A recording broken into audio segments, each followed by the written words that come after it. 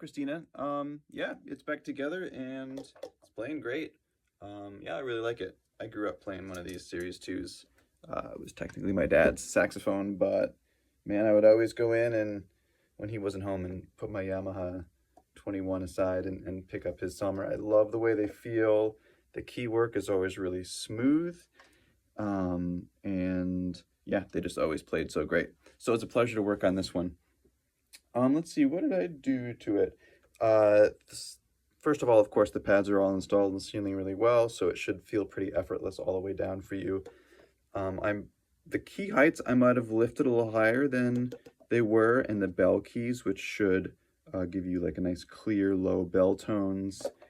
And I think maybe a little higher down here in the low range, which key height in general, if they're really low, you can get a little stuffy, but it does lock in your pitch.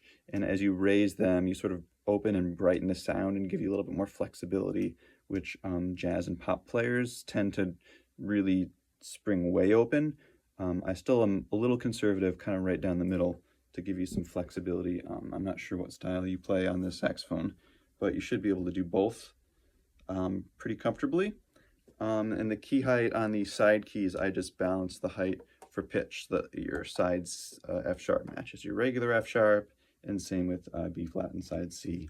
And then the palm key height, I kept them pretty low. I like to be conservative on palm keys because those high notes can blow sharp on you. What else? Spring tension's nice and light. Ooh, the neck tenon, I did expand the neck tenon, so this is going to feel a little more snug. It had a little bit of a wiggle to it, which I didn't love. So I brought that out a little bit and checked it with a plug to make sure it's sealing. So even without the screw tight, it should be pretty snug, but it still slips out in and out real easy for you. But just a heads up for that. The cork, neck cork, this is a Meyer, and I fit it pretty well to this. But let me know if you have a tighter mouthpiece, like a classical mouthpiece, like a Selmer C Star or something like that.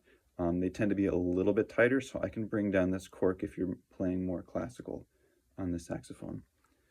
I'm not sure what else to say about it. It's a lot of fun, and I think, oh, okay, here's one thing. So the body tube was curled a little bit, and there was some sort of compression damage down here. And those two are pretty common for if it's in a case that isn't a nice snug fit. The tone holes all being on one side of the body tube means that the structure of the body of the saxophone itself tends to be weaker along that front side where all the openings are. So as it gets jostled and wiggled around, it'll slowly sort of curl towards those tone holes. Super common, especially for instruments that are in aftermarket cases that aren't a really tight fit. So it was kind of curled forward, and also as it jostles up and down, it tends to put some pressure down on the low end.